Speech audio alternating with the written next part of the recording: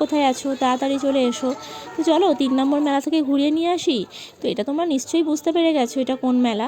এটা diamond Harbour station বাজারের একদম সামনে ভারত সেবাশ্রম স্কুলের মাঠে যে মেলাটা হয় আমাদের মিলন মেলা। তো আমি ছেলেকে নিয়ে গুটি গুটি পায়ে এগিয়ে যাচ্ছিলাম, আর ছেলে এদিকে দেখো পপকর্ন দোকান দেখেই দাঁড়িয়ে পড়েছে, তার বায়না। তো সেই কি আর করা যাবে, ছোট্ট বাচ্চা, আর পপকর্ন মোটামুটি হেলদি জিনিস, ওকে আমি প্রতিটা মেলাতে গেলেই এটা কিনে দিই।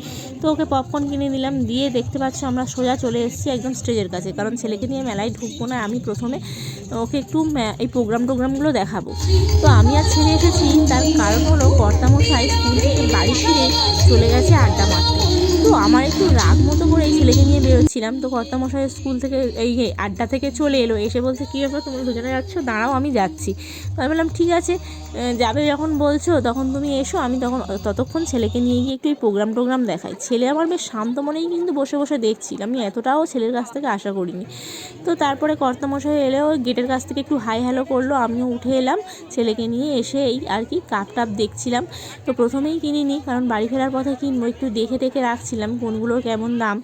তারপরে এই চড়ার জিনিসগুলো খুব মন দিয়ে দেখছিলাম, কারণ আমি তো চড়বো না, ছেলেকে রেখে আমি উঠলে ছেলে হয়তো বায়না করবে, আর নাগরদোলা আমি চড়ি না, ব্রেক ডান্স একটু চড়ি। তো আর কি ছেলের যে চড়ার জিনিসগুলো ওগুলো দেখে খুব ইচ্ছা হচ্ছিলো ছেলেকে চড়ানো, কিন্তু ওর পাপা বললো না থাক, আরেকটু বড় হোক তারপরে। তো কর্তামশায়ের বায়না এগুলো খেলবে, তো খেলা যাক, কী আর করা যাবে, যদি কোনো কিছু পেয়ে যাই ভাগ্যচক্রে।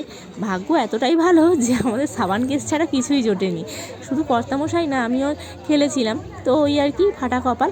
তারপরে ফাটা কপাল নিয়ে মোমো খেতে চলে এলাম, মোমো খেলাম, আর একটা কি ফিশ বাটার ফ্রাই, সেটাও খেলাম। এটা মোটামুটি যতটা মেলার দোকানের আশা করিনি তার থেকে কিন্তু বেশ ভালোই ছিল। যাই হোক, মেলাতে এলে মানে চটপটি বা কোনোভাবেই বাদ যাবে না, আমার যেমন ফুচকা বাদ যাবে না, কর্তামশাই তেমন চটপটি বাদ যাবে না, কারণ কর্তামশাইয়ের আবার ওগুলো বেশ পছন্দ। তো খাওয়া দাওয়া শেষ করেই মেলা থেকে তখন কাপগুলো কিনে নিলাম, আর বেরিয়েই বাইরে আমাদের পাড়ার একটি ছেলে এগরোল দোকান দিয়েছিল, তো ওখান থেকে এগরোল খেয়ে নিলাম, ও বাড়ির জন্য কিছু খাবার কিনে নিলাম, ও তারপরে ছেলের খেলনা ও আমার টুকিটাকি কয়েকটা জিনিস কিনে নিয়েই বাড়ির দিকে রওনা দিলাম। তো আজকের মতো এই পর্যন্ত। 3 নম্বর মেলা কেমন লাগলো সবাই জানিও। টাটা।